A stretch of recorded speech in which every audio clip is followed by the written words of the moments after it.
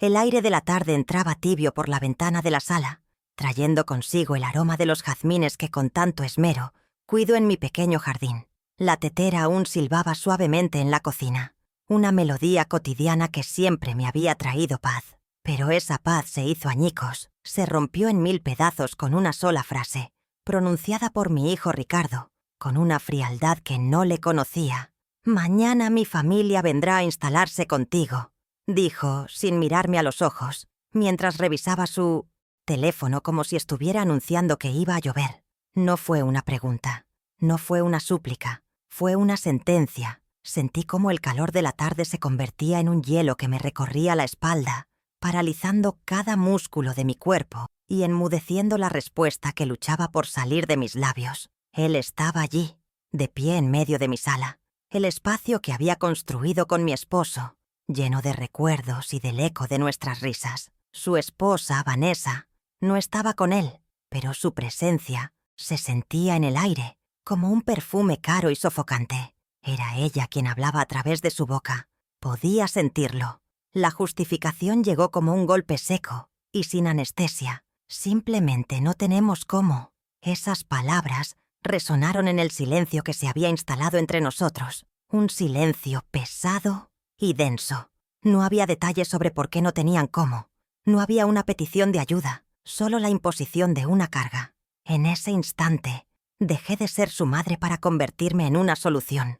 Un recurso, un techo conveniente sobre sus cabezas. El impacto fue brutal, una invisibilidad dolorosa que me gritaba que mis planes, mi vida, mi tranquilidad, no valían nada. Me quedé sentada en mi viejo sillón de orejas, el que mi amado esposo Manuel solía usar, sintiendo cómo mis manos temblaban sobre mi regazo. ¿Qué se supone que debía decir?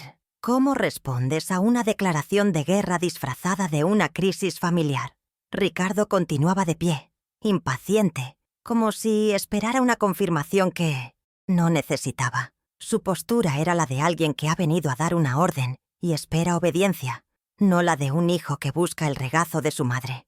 La humillación era sutil, silenciosa, pero cortaba más profundo que cualquier grito. Era la humillación de ser tratada como un mueble más de la casa, útil y disponible, pero sin voz ni voto. Una profunda tristeza comenzó a inundarme, ahogando el shock inicial. Él no parecía notar mi estado, o quizás no le importaba.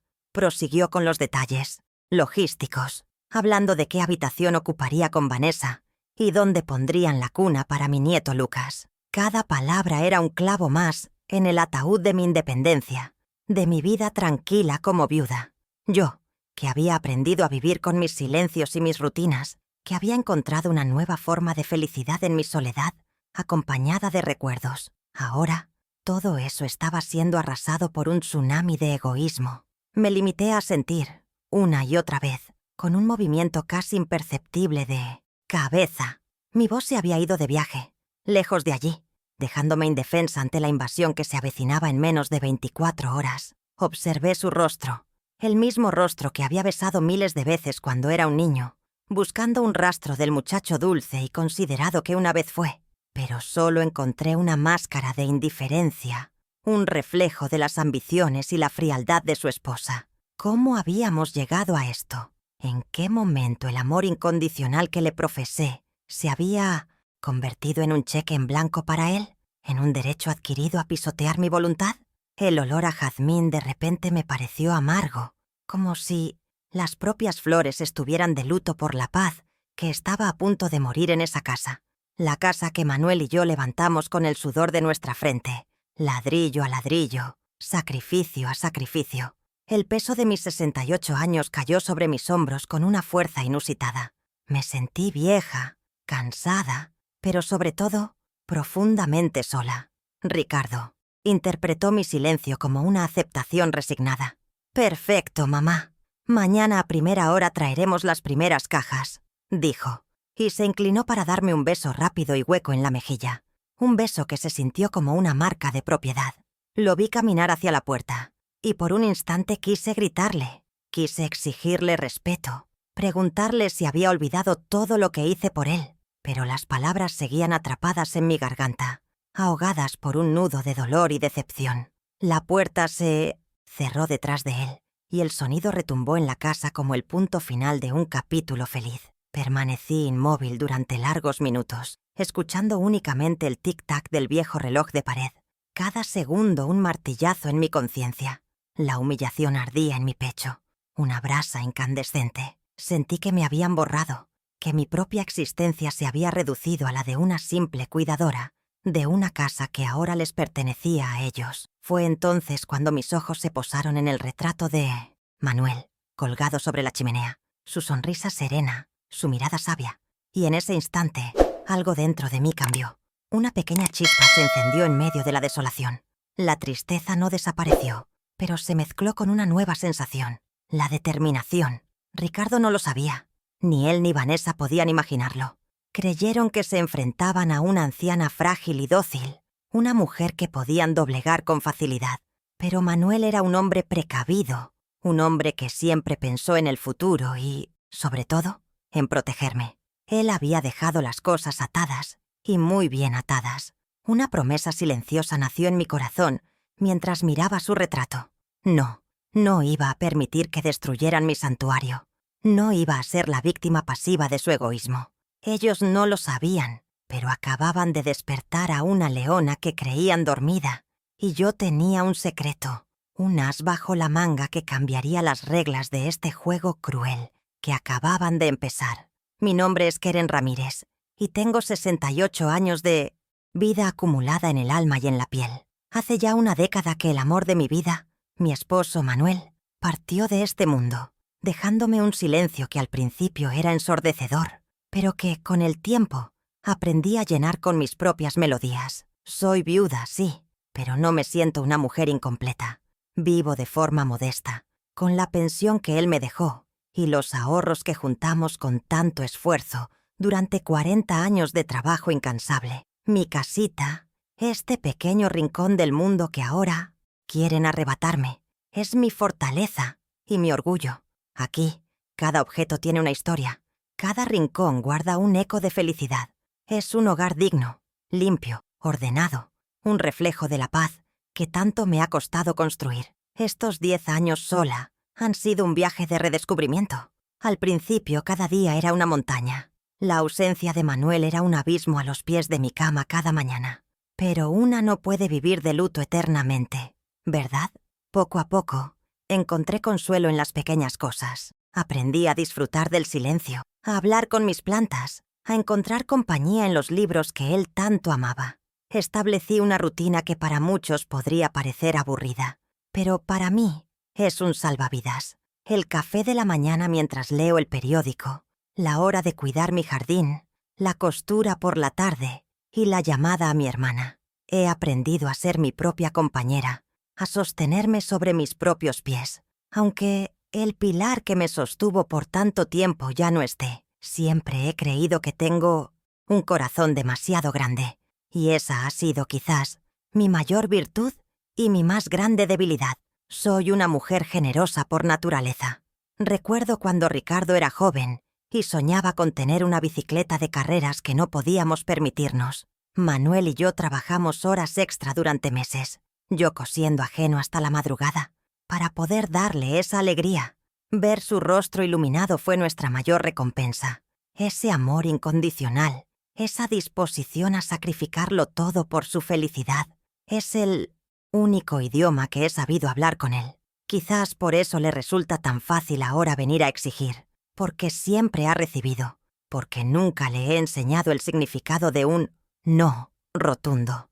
Mi casa es mi santuario. No es grande ni lujosa, pero está llena de luz y de vida. Las paredes están pintadas de un color crema que irradia calidez y en ellas cuelgan fotografías de nuestra historia.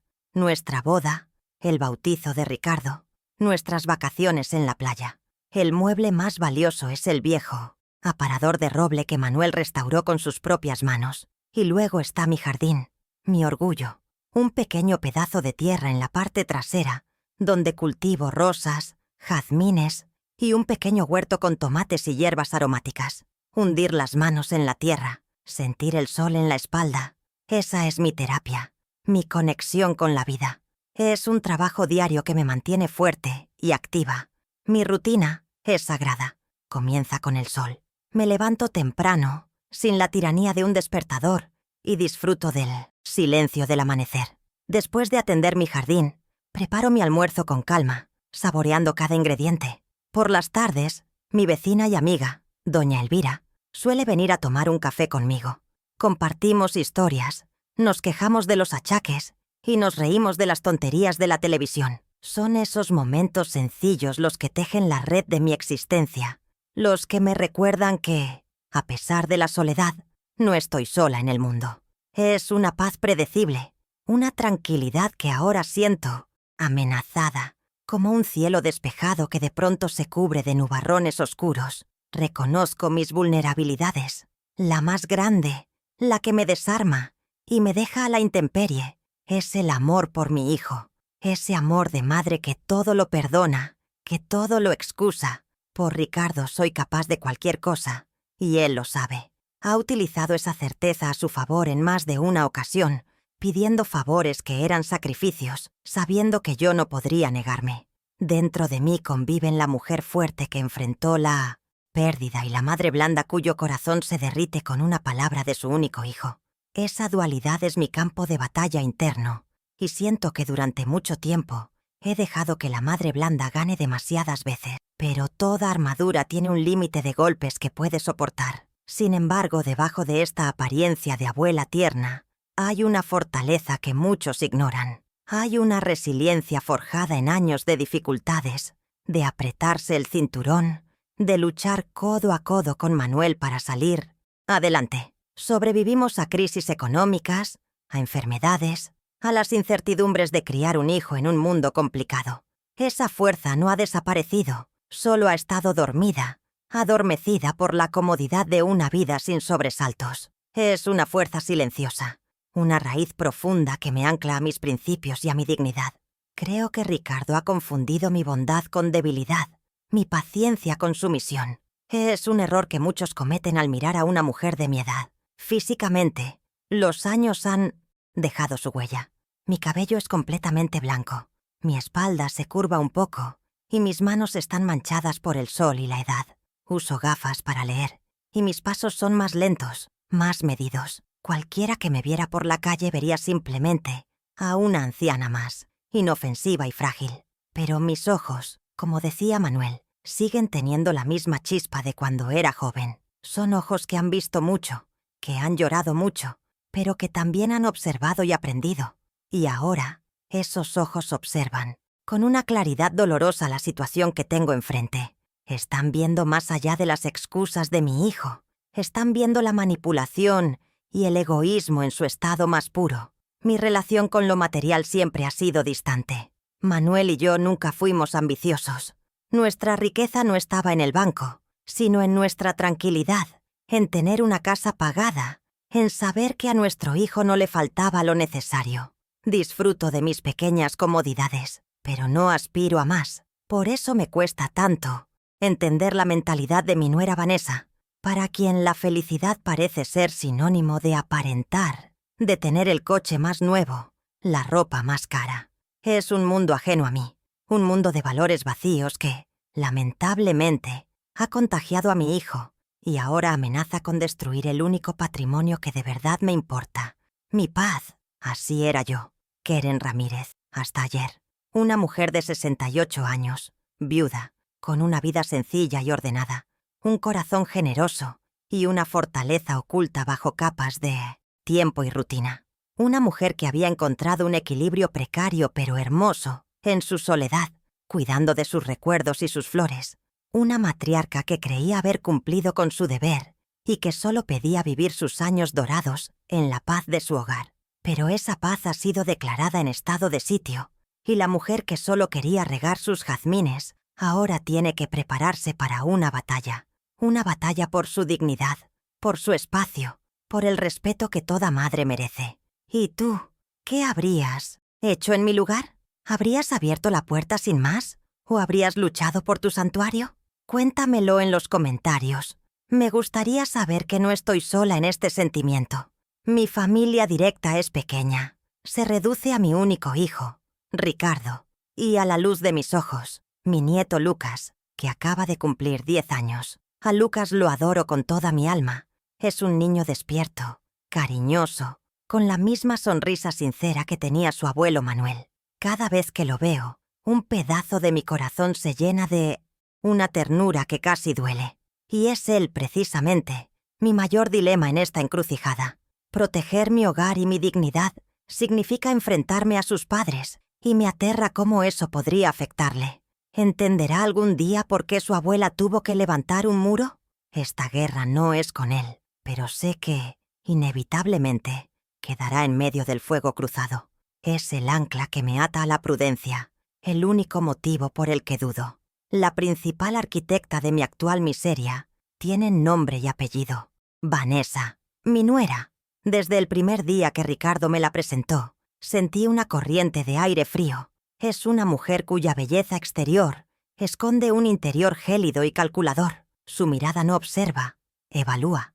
Recuerdo cómo la primera vez que vino a casa, sus ojos recorrieron mi sala no con curiosidad, sino con el juicio de un tasador, deteniéndose en mis muebles con una mueca casi imperceptible de desdén. Siempre me ha tratado con una cortesía forzada, llamándome suegrita, con una voz melosa que no logra ocultar su desprecio. Para ella, soy un vestigio de un pasado anticuado, una pieza de museo que estorba en sus modernos planes de vida. Las motivaciones de Vanessa son tan transparentes como un cristal. Es una mujer profundamente materialista, obsesionada con las apariencias y con un estilo de vida que está muy por encima de sus posibilidades reales. Su Instagram es un desfile de cenas en restaurantes caros, ropa de marca y escapadas de fin de semana que yo sé que no podían pagar. Ahora entiendo la verdad. Fueron desalojados de su lujoso apartamento por no pagar el alquiler. Y en lugar de buscar una solución humilde, de ajustar su realidad a sus finanzas, han decidido que la solución más fácil es tomar por asalto mi vida. Yo no soy una suegra para ella. Soy un cajero automático, una proveedora de servicios, y ahora la dueña de una casa gratuita que piensa reclamar como suya. Y luego está Ricardo, mi hijo. Me duele en el alma admitirlo, pero se ha convertido en un hombre de carácter débil, una marioneta en manos de su esposa. No lo reconozco. El niño que crié para ser un hombre íntegro, respetuoso y trabajador, ha desaparecido, reemplazado por este extraño que permite que su madre sea tratada como un estorbo. Vanessa es la mente maestra, pero él es el ejecutor, el que viene a dar la cara con una frialdad que esconde su propia vergüenza. Le ha entregado a ella las riendas de su voluntad y en el proceso ha sacrificado el respeto por la mujer que le dio la vida. Es una decepción tan profunda, tan amarga, que a veces siento que me quema por dentro. El problema de Ricardo es que carga con un peligroso sentimiento de merecimiento. Como siempre estuve ahí para solucionar sus problemas, para apoyarlo incondicionalmente, ha llegado a creer que es mi obligación, que tiene un derecho inherente sobre mi tiempo, mi dinero y ahora mi hogar. Nunca le faltó nada, es cierto. Manuel y yo nos aseguramos de que tuviera la mejor educación, de que no pasara las penurias que nosotros pasamos. Pero en nuestro afán por protegerlo, quizás cometimos el error de no enseñarle el valor del sacrificio, el respeto por lo que se ha ganado con esfuerzo. Él ve mi casa no como el fruto del trabajo de toda una vida de sus padres, sino como una propiedad que, tarde o temprano, será suya y que puede empezar a usar desde ahora. Nuestra relación comenzó a enfriarse casi inmediatamente después de su boda con Vanessa. Las visitas dominicales se volvieron esporádicas, siempre con una excusa de último momento. Las Navidades, que antes eran sagradas en mi casa, se trasladaron a reuniones con sus amigos, donde yo era una invitada incómoda, relegada a una esquina. Recuerdo una vez que le tejí un suéter a Lucas para su cumpleaños, con toda mi ilusión. Días después, lo vi en una foto en las redes sociales de Vanessa, y un amigo de ella comentó en tono de burla sobre el suéter de la abuela. Vanessa respondió con un emoji de risa. Ese pequeño gesto me reveló más sobre su naturaleza que 1000 palabras. Fue una puñalada silenciosa y certera. El punto de inflexión, antes de esta crisis final, ocurrió hace unos 6 meses. Me llamaron para pedirme una suma de dinero considerable, supuestamente para una oportunidad de inversión. Mi instinto me dijo que algo andaba mal, y por primera vez en mi vida me negué. Les ofrecí una cantidad menor, lo que podía permitirme sin arriesgar mi seguridad. La reacción de Vanessa fue de una furia helada. No me gritó, fue peor. Me habló con un tono condescendiente, explicando con falsa paciencia cómo yo no entendía de finanzas modernas y cómo estaba dejando pasar una oportunidad para el futuro de su nieto. Ricardo permaneció en silencio a su lado, asintiendo como un autómata. Salí de esa visita sintiéndome pequeña, ignorante y, sobre todo, utilizada. Así que el panorama actual es desolador, pero al menos es claro. No se trata de un hijo en apuros buscando refugio. Se trata de una pareja irresponsable que ha vivido por encima de sus medios hasta que la burbuja explotó. Fueron desalojados, humillados en su círculo social. Y su solución no es la humildad, sino la arrogancia. En lugar de alquilar un lugar pequeño y modesto, han decidido que tienen derecho a ocupar mi casa de 3 habitaciones, con jardín y sin pagar un céntimo. Planean continuar con su farsa social a mi costa, usando mi hogar como su nuevo escenario. Y esperan que yo, la madre abnegada y la abuela adorable, simplemente sonría, les sirva café y me aparte para no estorbar en sus vidas. Cuando miro mis manos, ya no veo solo las arrugas y las manchas de la edad. Veo las manos de mi madre y las de mi abuela. Veo un mapa de historias de trabajo y de renuncia. Durante más de 40 años, estas manos, junto a las de mi esposo Manuel, no dejaron de trabajar un solo día. Nuestro sueño nunca fue la riqueza ni los lujos. Era un sueño mucho más sencillo y, a la vez, más profundo. Que nuestro único hijo, Ricardo, tuviera las oportunidades que a nosotros nos fueron negadas. Queríamos que sus manos no estuvieran callosas por el trabajo físico, que su espalda no se doblara antes de tiempo. Cada hora extra, cada pequeño lujo que nos negamos, fue un ladrillo que pusimos en el camino que construimos para él. Yo era costurera. Desde casa, con mi vieja máquina de coser, convertí nuestra pequeña sala en un taller improvisado. El zumbido constante de la aguja era la banda sonora de la infancia de Ricardo. Recuerdo noches enteras cosiendo vestidos de fiesta para las señoras ricas del centro, con los ojos ardiendo por el cansancio, solo para poder pagar sus libros de texto o esa excursión del colegio a la que todos sus amigos iban a ir. Mientras otras mujeres se compraban telas bonitas para ellas, yo remendaba mis propios vestidos una y otra vez. Mi vanidad siempre estuvo en un segundo plano, porque la prioridad era su futuro. Cada puntada era un acto de amor, una inversión silenciosa en la promesa de una vida mejor para él. Mi Manuel, que en paz descanse, era la personificación del sacrificio. Trabajaba como operario en una fábrica de metales, un trabajo duro, sucio y agotador. Llegaba a casa cada día con el rostro manchado de grasa y un cansancio que se le notaba en cada músculo. Pero nunca, jamás, le faltó una sonrisa para Ricardo. Tomaba todos los turnos extra que le ofrecían. Trabajaba fines de semana y festivos. Recuerdo cómo se sumergía en la bañera con agua caliente, quejándose en voz baja de su dolor de espalda. Pero al día siguiente se levantaba antes que el sol para volver a la lucha. Todo su esfuerzo físico, todo el desgaste de su cuerpo, tenía un único propósito: que su hijo pudiera estudiar y ser alguien en la vida. Tomamos decisiones que marcaron el rumbo de nuestra existencia.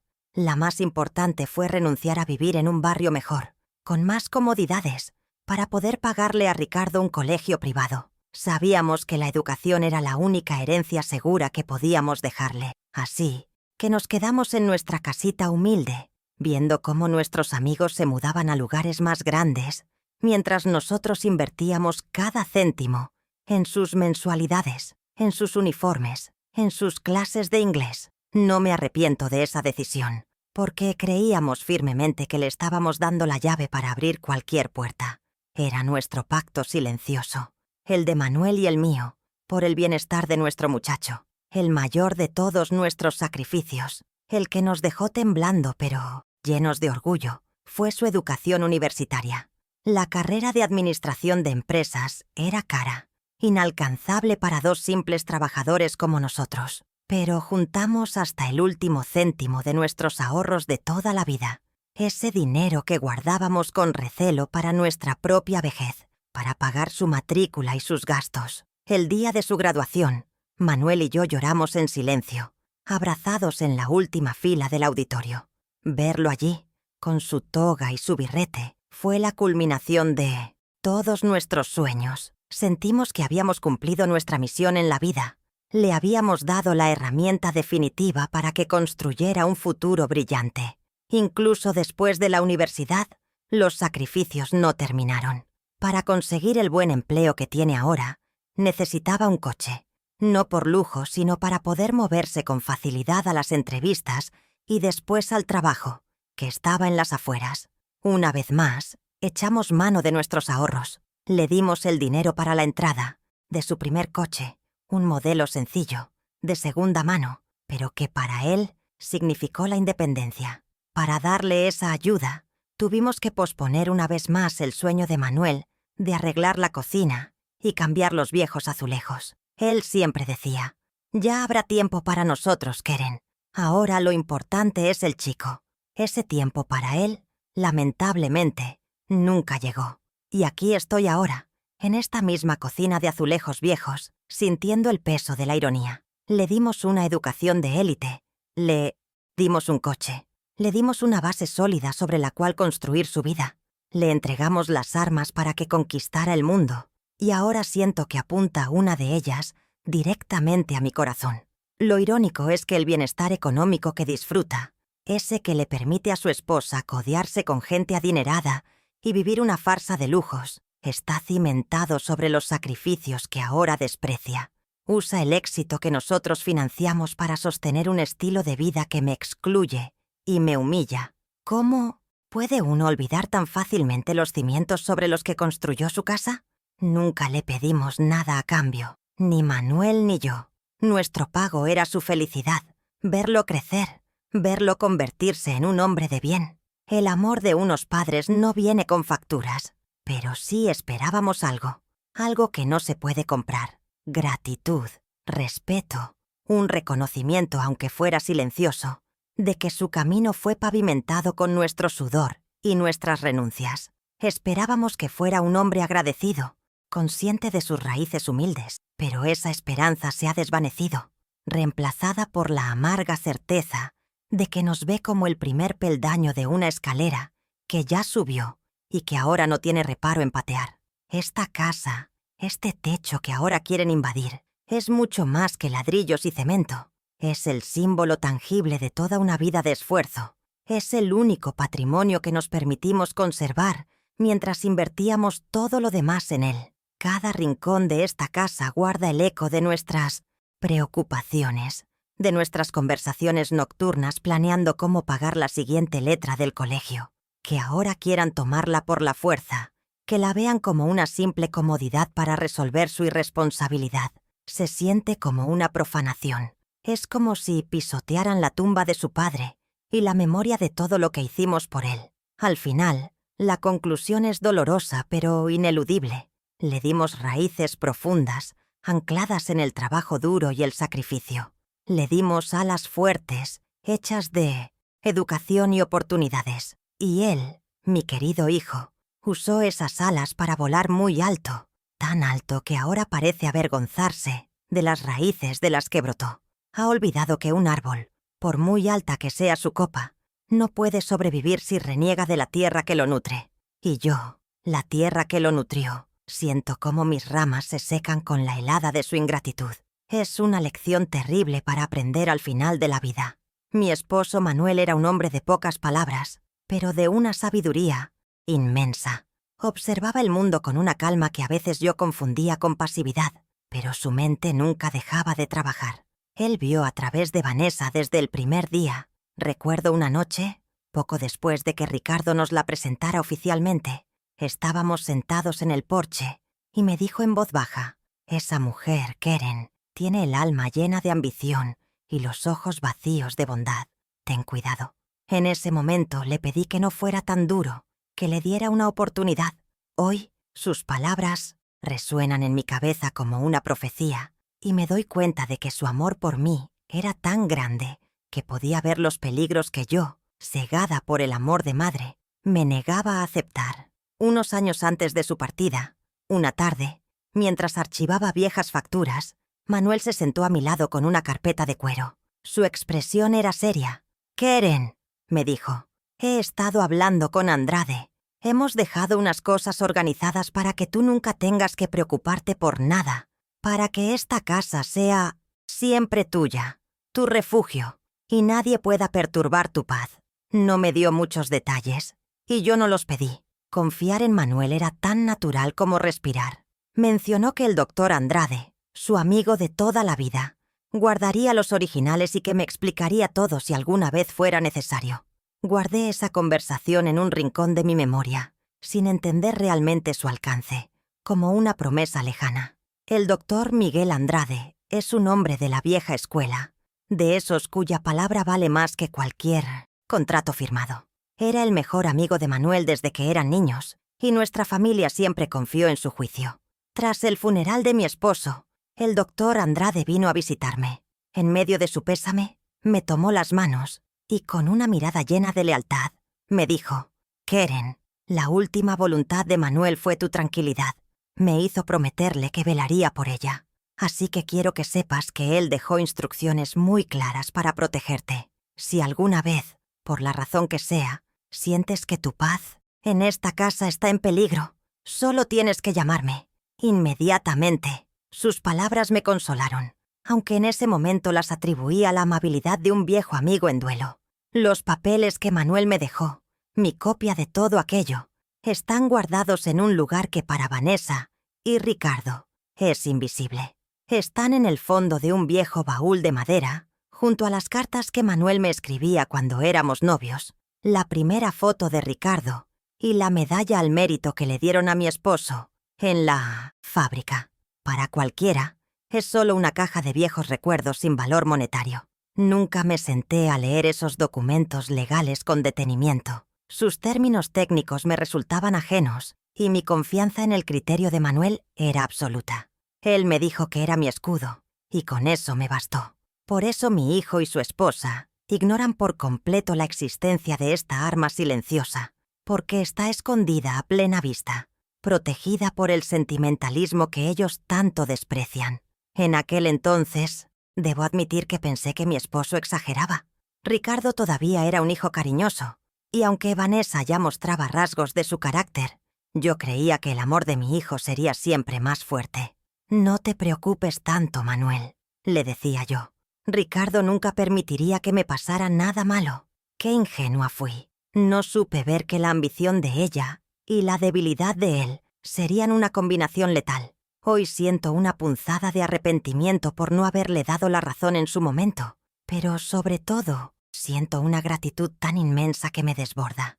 El amor de mi Manuel fue tan previsor, tan profundo, que me sigue cuidando desde el más allá, protegiéndome de la tormenta que él sí supo ver en el horizonte. Y ahora, sentada en la penumbra de mi sala, con la amenaza de la invasión a solo unas horas de distancia, el recuerdo de esa carpeta de cuero y las palabras del doctor Andrade vuelven a mí. Ya no son un recuerdo borroso, sino un faro en medio de la oscuridad más absoluta. Se han convertido en mi única esperanza, en la tabla de salvación a la que me aferro con todas mis fuerzas. Ricardo y Vanessa creen que mañana comenzará su victoria, que tomarán posesión de mi hogar y de mi vida.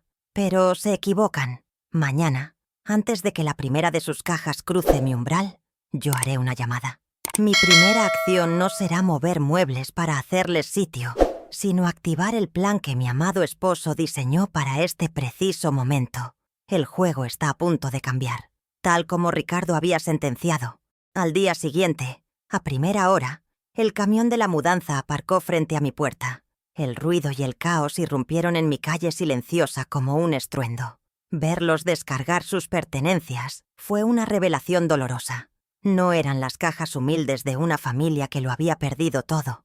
Eran cajas de televisores de pantalla gigante, equipos de sonido de última generación y una cantidad insultante de ropa de marca. Mi corazón se encogió al confirmar mis sospechas. No venían a mi casa por necesidad, sino por conveniencia. Me mantuve en el umbral, con una sonrisa serena que me costó un mundo fabricar, mientras mi hogar era invadido por la prueba tangible de su irresponsabilidad y su egoísmo desmedido. Vanessa entró como una conquistadora, con mi nieto Lucas de la mano, a quien apenas le dio tiempo de saludarme. Sus ojos no reflejaban gratitud, sino una impaciente ambición. Inmediatamente comenzó a planificar en voz alta, señalando las paredes, los muebles, mi vida entera. Este sofá es demasiado oscuro, Keren. Le quita luz a la sala. Lo cambiaremos, dijo con una naturalidad pasmosa. Y estas cortinas de flores, definitivamente no. Cada una de sus palabras era un martillazo en mi pecho. Por consejo del doctor Andrade, a quien había llamado esa misma mañana, asentí con docilidad. «Claro, hija, lo que ustedes necesiten», respondí, sintiendo el sabor amargo de la mentira en mi boca.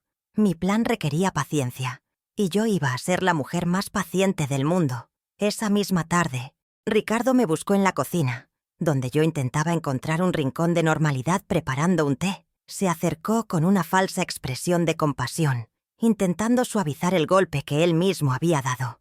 «Gracias por entender, mamá. Sé que es un cambio grande, pero de verdad no teníamos otra opción. Sabía que podíamos contar contigo», dijo, tratando de tomar mi mano. Aparté la mía suavemente, bajo el pretexto de coger la tetera. Su intento de manipulación era tan torpe, tan transparente.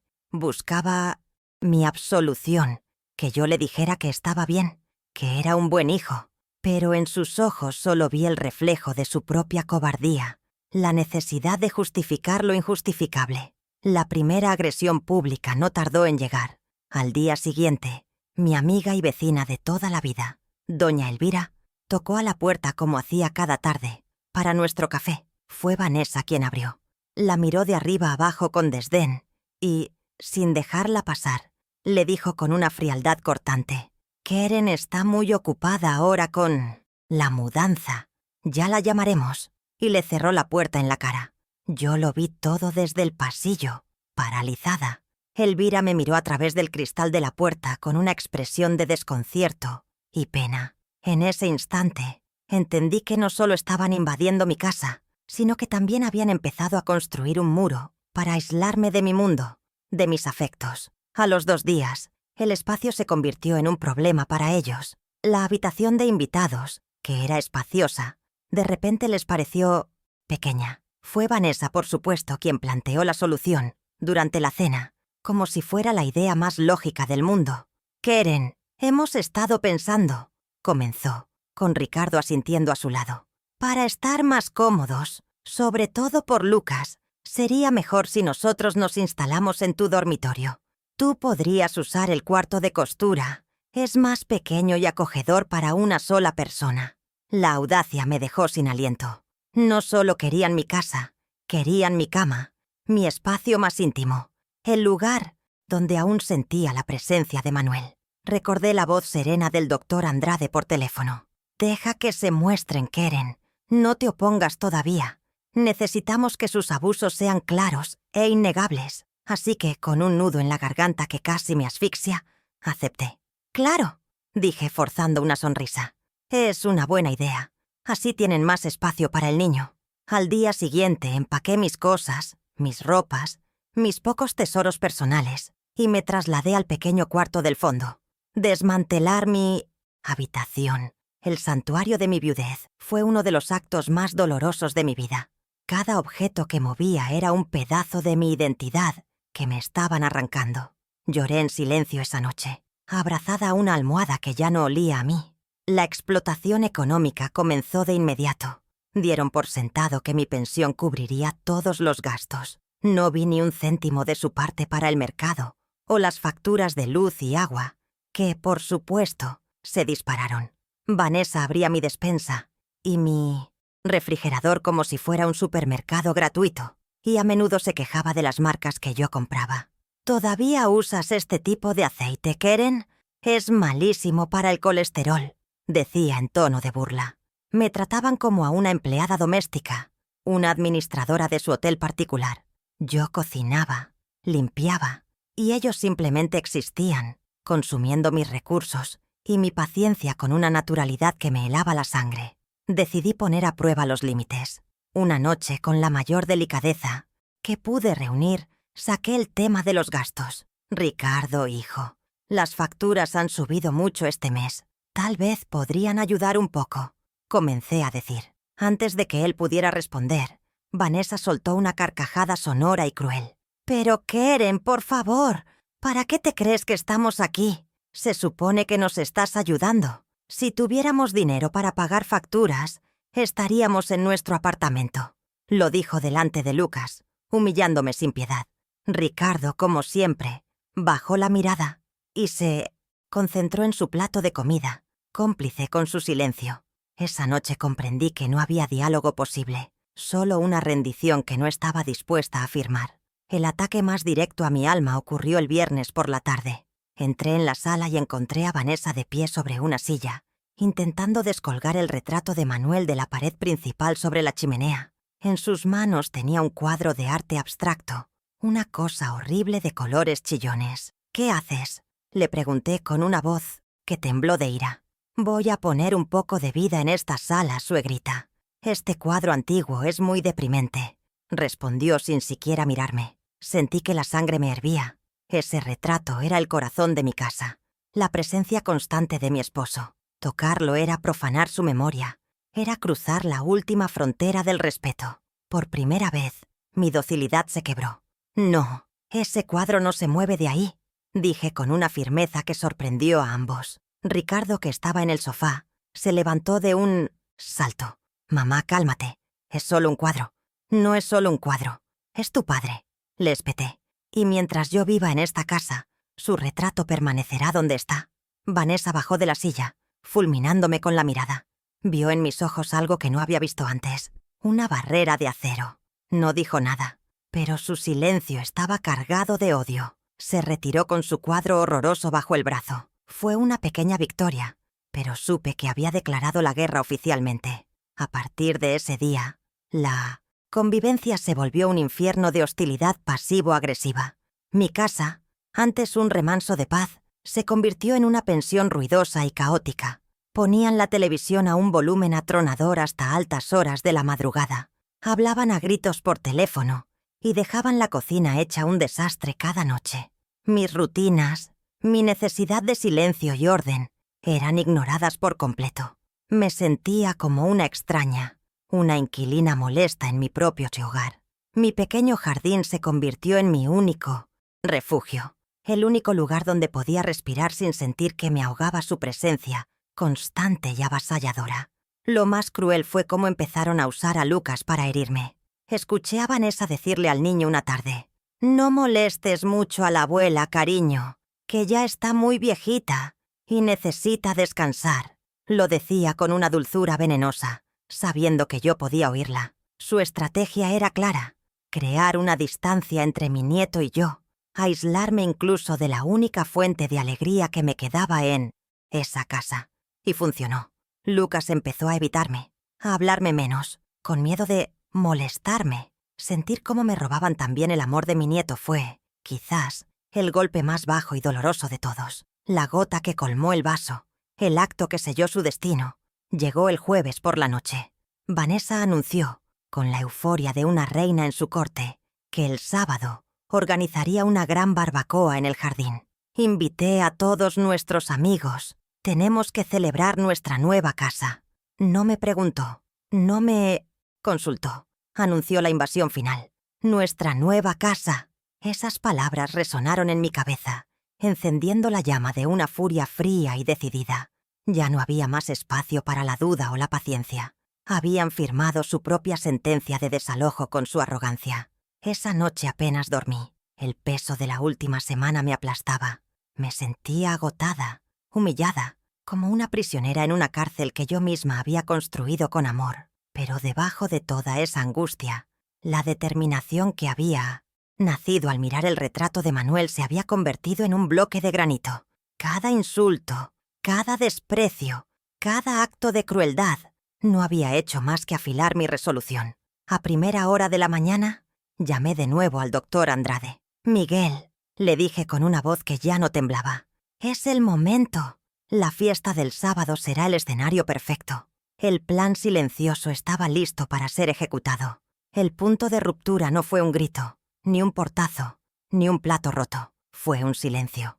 Ocurrió en la madrugada del viernes, sentada en la incómoda silla de mi cuarto de costura, con la casa a oscuras y el eco de las risas de Vanessa, que hablaba por teléfono sobre su fiesta, filtrándose bajo la puerta.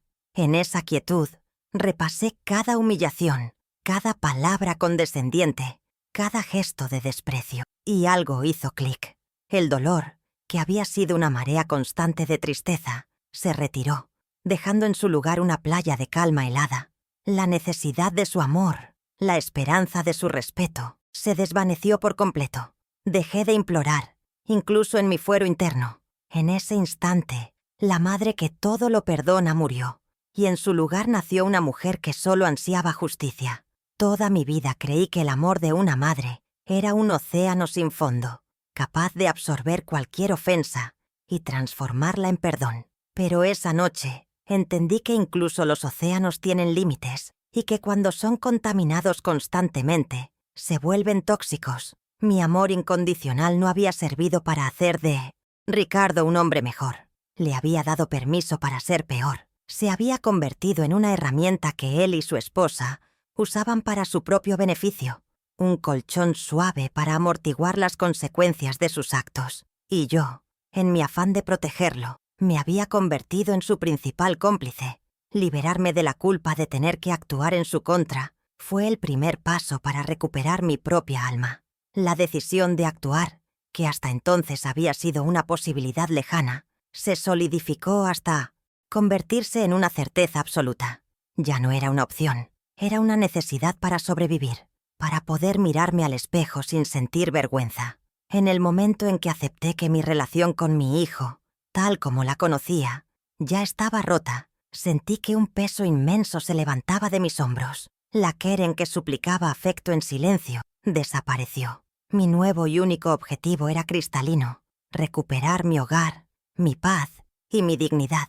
El coste de esa recuperación ya no importaba, porque el precio de no hacer nada era mucho más alto. Era mi propia aniquilación como ser humano. A las 8 de la mañana en punto, con el teléfono en la mano, marqué el número del doctor Andrade. Mi voz, que había temblado durante días, sonó firme y clara. «Miguel, soy Keren», dije sin preámbulos. «La fiesta es mañana por la tarde. Es el momento perfecto. Quiero que vengas». Al otro lado de la línea, la voz grave y serena de mi viejo amigo fue un bálsamo. «Estaré allí, Keren. No te preocupes por nada.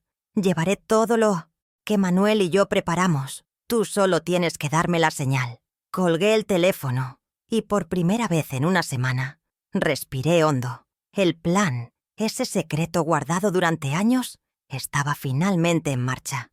La maquinaria de la justicia silenciosa había comenzado a moverse. Mi estrategia a partir de ese momento fue la de la sumisión activa. Comencé a ayudar con los preparativos de la fiesta con un entusiasmo que los desconcertó. «Vanessa, qué buena idea esta barbacoa. Tus amigos tienen que ver lo bonita que está quedando la casa», le decía con una sonrisa. La animé a que no escatimara en gastos, a que comprara la mejor carne, las bebidas más caras. «Asegúrate de invitar a esa amiga tuya que tiene una tienda de decoración, para que vea el buen gusto que tienes», le sugerí. Estaba alimentando su ego, inflando su burbuja de arrogancia hasta su máximo exponente, asegurándome de que el estallido fuera lo más espectacular y público posible. Quería que el escenario de su triunfo se convirtiera en el de su máxima humillación. Ellos notaron el cambio en mí, pero lo interpretaron completamente mal. Mi calma, mi aparente cooperación, les pareció el resultado lógico de su victoria. Creían que finalmente me habían doblegado, que había aceptado mi nuevo rol de anciana sumisa y complaciente. Veía la lástima en los ojos de Ricardo y el triunfo en la sonrisa de Vanessa. Qué poco me conocían.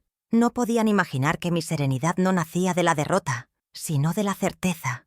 Mientras yo limpiaba la parrilla para su fiesta, ellos celebraban su conquista. No se daban cuenta de que yo no estaba preparando una celebración, sino una ejecución. La ironía de la situación me daba una fuerza sombría y poderosa. En medio de los preparativos, busqué un momento a solas con Lucas en el jardín.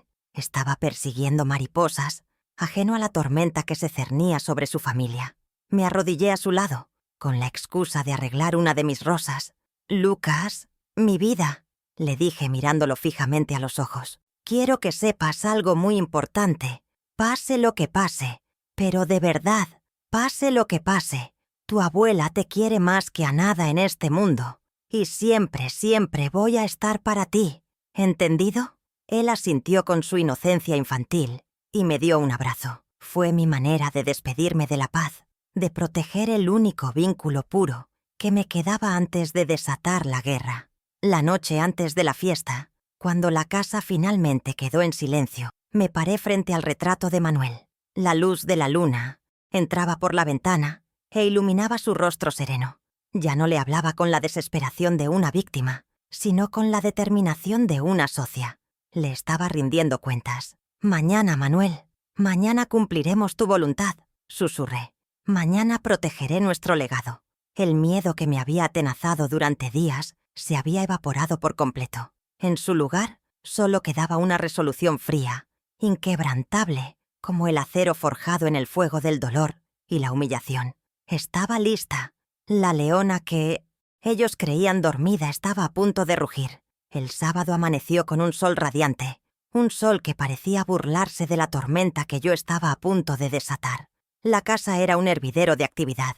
Vanessa, convertida en una generala de pacotilla, no paraba de dar órdenes a Ricardo, quien corría de un lado a otro con bolsas de hielo y paquetes de carne. Yo, por mi parte, me movía entre ellos con una lentitud deliberada, interpretando mi papel de abuela frágil a la perfección. Les ofrecía vasos de agua, barría hojas imaginarias del patio y sonreía, siempre sonreía. Ellos veían su misión en mi sonrisa. Yo sabía que era la máscara de una guerrera a punto de entrar en combate. Cada gesto de amabilidad era un paso más en mi estrategia. La primera oportunidad para sembrar la cizaña llegó antes de lo esperado. Susana, la amiga de Vanessa que tenía una tienda de decoración y a la que mi nuera tanto quería impresionar, fue de las primeras en llegar. Vanessa la recibió con aspavientos y la arrastró por toda la casa, gesticulando y hablando en voz alta sobre sus grandiosos planes. «Y aquí, Susana, voy a tirar este muro para unir la sala con la cocina. Necesitaré tu ayuda para elegir una isla central», le decía, como si fuera la dueña y señora de cada ladrillo.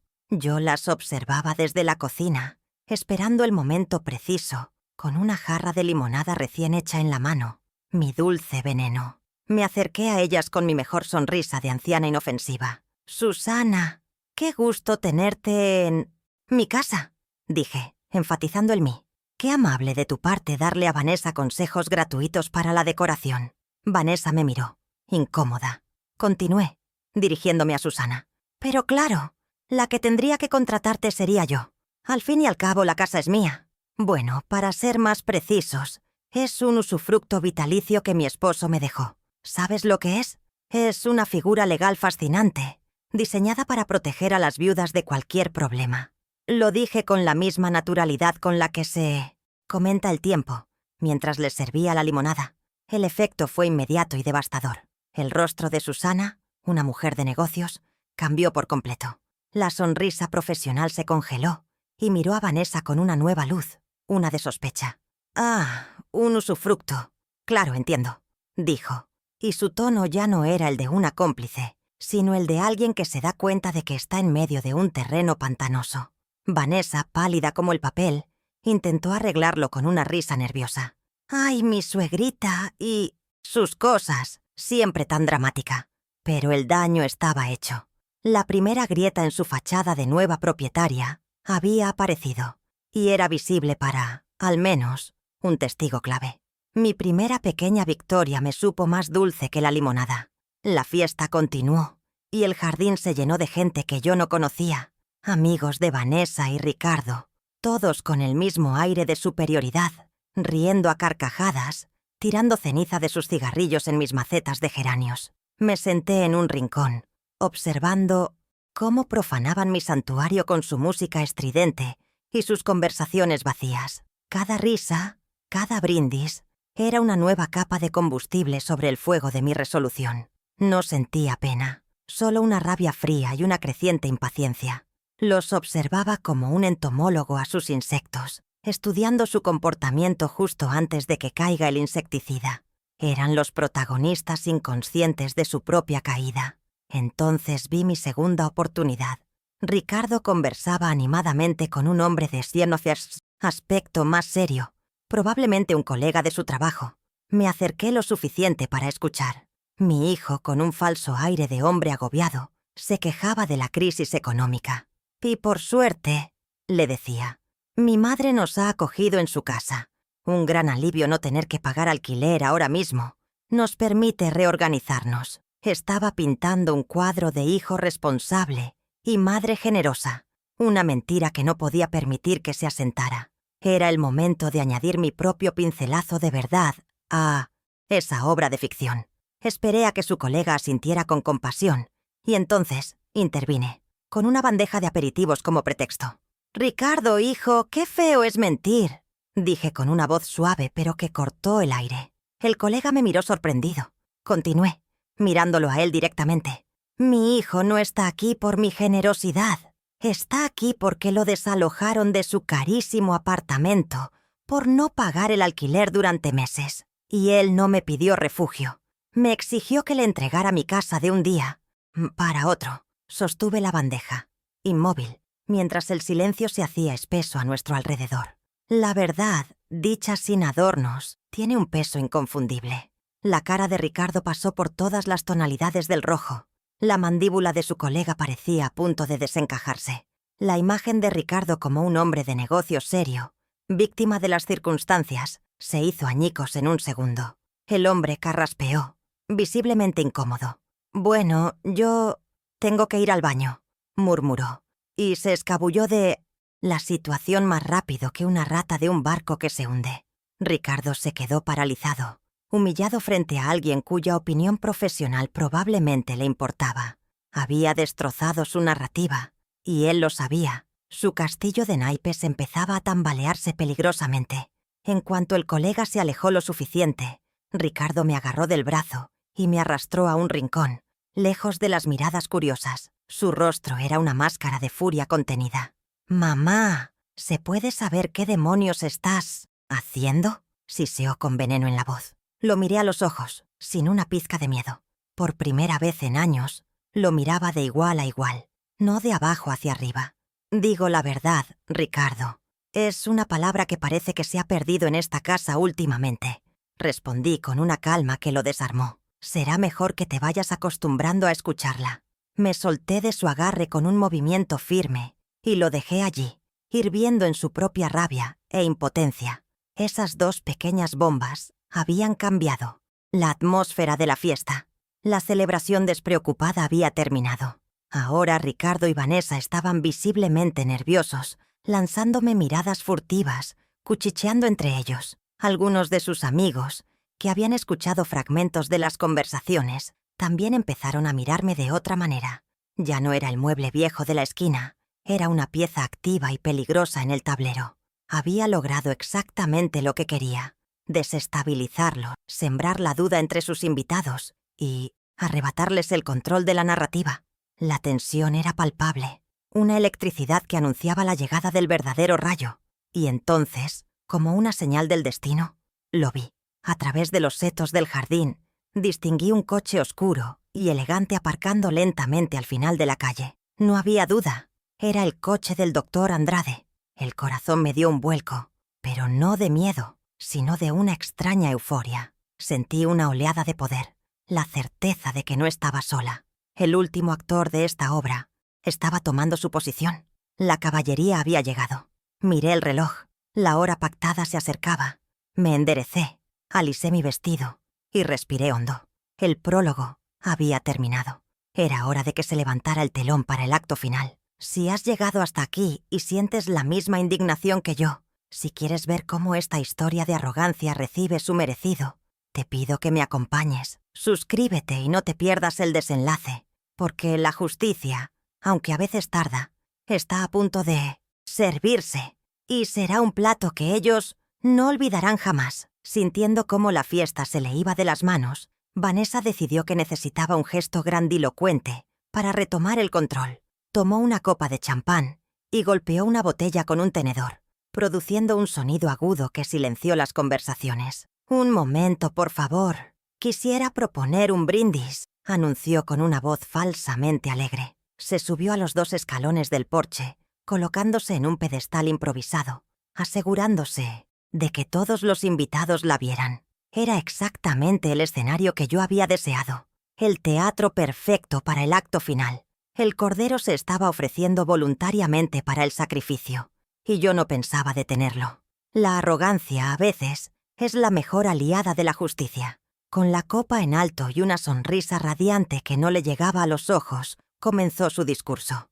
«Quiero brindar por los nuevos comienzos», dijo, mirando a su alrededor, a sus amigos, a mi jardín. «Por finalmente tener un hogar familiar en condiciones, un lugar donde nuestro hijo pueda crecer feliz y seguro». Luego su mirada se posó en mí, con una dulzura venenosa. «Y quiero agradecer especialmente a mi suegra, Keren, por su generosidad y por entender nuestras necesidades en estos tiempos difíciles. Salud por nuestra nueva casa». Alargó la copa hacia el cielo, la personificación del triunfo. Sus palabras, «nuestra nueva casa», fueron la última palada de tierra sobre su propia tumba. Justo cuando los invitados comenzaban a levantar sus copas, una voz tranquila pero llena de autoridad resonó desde la entrada del jardín, cortando el aire festivo como un cuchillo. «Me temo que hay un grave error en su brindis, señora». No fue un grito, pero tuvo el efecto de un trueno. Todas las cabezas se giraron al unísono. Allí, de pie, con el sol de la tarde a su espalda, se encontraba el doctor Miguel Andrade. Vestía un traje oscuro impecable y sostenía un maletín de cuero. Avanzó lentamente por el césped, con la calma de un hombre que tiene el control absoluto de la situación. El silencio que se produjo fue total, denso, preñado de una tensión insoportable. Ricardo y Vanessa se quedaron helados. No sabían quién era ese hombre, pero su porte, su mirada directa y la seriedad de su rostro no presagiaban nada bueno. La confusión se apoderó de sus rostros, pasando rápidamente al pánico. Los invitados, antes ruidosos, ahora parecían estatuas, con las copas suspendidas en el aire, expectantes ante el drama que se desarrollaba. Desde mi silla, mantuve mi expresión serena, pero por dentro, mi corazón latía con una fuerza descomunal. Nuestros ojos se encontraron por una fracción de segundo y le di un levísimo, casi imperceptible, asentimiento con la cabeza. Era la señal. El momento había llegado. La función estaba a punto de comenzar. El doctor Andrade se detuvo al pie de los escalones del porche, justo debajo de Vanessa, y se dirigió a la audiencia congelada. «Buenas tardes a todos. Permítanme presentarme. Mi nombre es Miguel Andrade. Soy abogado y fui designado albacea testamentario y ejecutor de la última voluntad del difunto Manuel Ramírez, el propietario original y legítimo de esta casa». Abrió su maletín con parsimonia y extrajo una carpeta. La palabra albacea flotó en el aire, cargada de un peso legal y definitivo que hizo que Vanessa diera un paso atrás instintivamente. Ricardo, a su lado, había perdido todo el color de su rostro. El ambiente ya no era de fiesta, era de juicio. Con una calma devastadora, el doctor Andrade se puso las gafas y comenzó a leer el documento con voz clara y potente, para que nadie perdiera una sola palabra. Cláusula cuarta del testamento del señor Manuel Ramírez. Lego a mi amada esposa, Keren Ramírez, el usufructo vitalicio, universal y gratuito de la totalidad de mis bienes, incluyendo la propiedad sita en esta dirección. Esto significa que ella, y solo ella, tiene el derecho exclusivo a usar, disfrutar y habitar este inmueble mientras viva, sin que nadie pueda perturbar su paz ni su posesión. Hizo una pausa y levantó la vista, mirando directamente a Vanessa. «En términos sencillos, señora, Usted está de pie en una casa que no le pertenece en absoluto. El murmullo entre los invitados fue como el zumbido de un enjambre de abejas. Pero el doctor Andrade no había terminado. Levantó una mano para pedir silencio. Sin embargo, conociendo la naturaleza humana, el señor Ramírez quiso añadir una protección adicional para su esposa. Y cito ahora la cláusula quinta, la cláusula de penalización. Su voz se volvió aún más grave. En el caso de que mi único heredero directo, Ricardo Ramírez, o su cónyuge, intenten coaccionar a mi esposa, perturbar su paz o cohabitar en la propiedad en contra de su voluntad no viciada, dicho heredero perderá de forma automática, inmediata e irrevocable todo derecho a la futura herencia de la nuda propiedad de este inmueble. El silencio que siguió fue tan profundo que pude escuchar el latido de mi propio corazón. El doctor Andrade se quitó las gafas y miró a mi hijo, quien parecía haberse encogido hasta la mitad de su tamaño. Dada la evidente coacción para mudarse a esta casa, la invasión del domicilio y la constante perturbación de la paz de mi clienta, la señora Keren Ramírez, todo ello documentado meticulosamente durante la última semana, me veo en la triste pero firme obligación de ejecutar esta cláusula. Hace una hora, presenté en el juzgado de guardia la petición para hacerla efectiva. Al fallecer mi clienta, esta casa no será para usted, Ricardo. Será transferida íntegramente a la institución benéfica Hogar para los Desamparados, tal y como su padre estipuló. La humillación fue total, absoluta y magníficamente pública. El rostro de Vanessa se descompuso en una máscara de horror, incredulidad y odio puro. Abrió la boca para decir algo, pero ningún sonido salió de ella. Ricardo se tambaleó como si hubiera recibido un golpe físico, apoyándose en la barandilla para no caer. Sus amigos, esos que habían venido a celebrar su éxito, ahora los miraban como si fueran leprosos, con una mezcla de morbo, desprecio y alivio por no estar en su piel. El castillo de apariencias que habían construido con tanta arrogancia se había derrumbado sobre sus cabezas, convirtiéndose en un montón de escombros y vergüenza pública. Entonces, con la misma calma con la que el doctor Andrade había dirigido la escena, me levanté. Todas las miradas se volvieron hacia mí.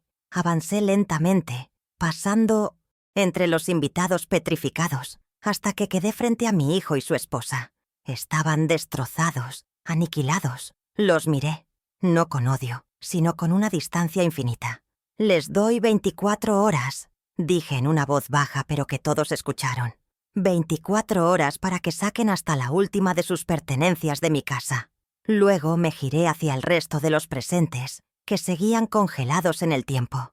«La fiesta ha terminado», anuncié con una autoridad que nunca antes había usado. «Gracias por haber venido». La salida de los invitados fue un espectáculo silencioso y patético. Nadie se despidió. Simplemente se escabulleron, uno a uno, sin atreverse a mirar a Ricardo o a Vanessa, como si temieran que la vergüenza fuera contagiosa. Una vez que el último coche se alejó, un silencio espeso y pesado cayó sobre mi jardín.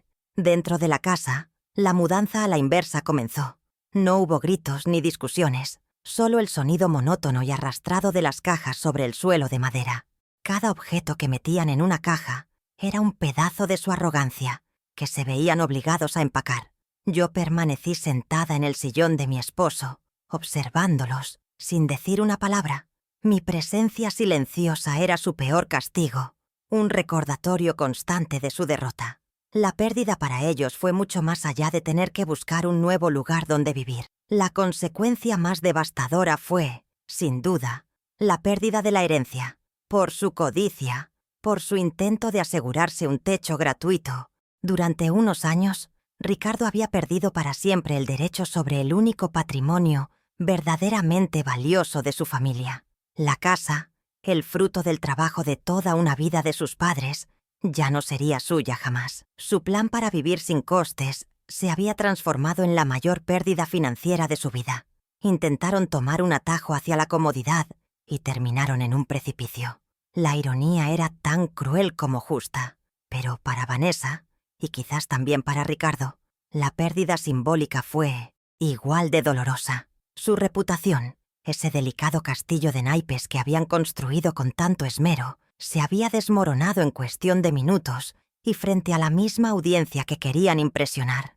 Podía imaginar las conversaciones, los mensajes, el chisme extendiéndose como la pólvora por su círculo social. Ya no eran la pareja de éxito. Los anfitriones de fiestas elegantes se habían convertido en una anécdota vergonzosa.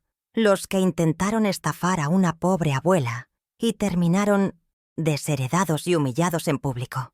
Para alguien como Vanessa, que vivía de las apariencias, esta muerte social era, posiblemente, un castigo peor que la propia ruina económica. Al día siguiente, después de que el último de sus muebles cruzara mi umbral, la casa volvió a ser mía. El silencio que quedó no era pesado, sino liviano, purificador. Abrí cada una de las ventanas, dejando que el aire fresco se llevara los últimos vestigios de su presencia. Encendí un poco de salvia, como hacía mi abuela, para limpiar las malas energías. Con mis propias manos, volví a colgar el retrato de Manuel sobre la chimenea. Alisando el marco, sentí que le decía: misión cumplida, mi amor. Volví a instalarme en mi dormitorio, mi santuario, y esa noche dormí profundamente por primera vez en más de una semana, en una cama que volvía a ser enteramente mía. La mujer que se despertó a la mañana siguiente ya no era la misma. La experiencia, aunque terriblemente dolorosa, me había transformado. La Keren, pasiva, la madre que anteponía las necesidades de su hijo a su propia dignidad, había desaparecido para siempre. En su lugar, había una mujer que había descubierto una reserva de fuerza y amor propio que no sabía que poseía. Me sentía más erguida, más segura. Había aprendido de la manera más dura la importancia de establecer límites, incluso con las personas que más amas. La paz que sentía no era solo la paz de un hogar tranquilo, era la paz interior de quien ha luchado por su respeto y ha ganado. Mi hijo, Ricardo, intentó llamarme varios días después. Vi su nombre en la pantalla del teléfono y sentí una punzada de dolor, pero no contesté. Dejé que sonara hasta que se cayó. La relación estaba rota, fracturada en un nivel muy profundo. Sabía que una simple llamada o una disculpa apresurada no podían repararla. Necesitaba que él entendiera la magnitud de su traición, que hiciera un verdadero examen de conciencia, lejos de la influencia de su esposa.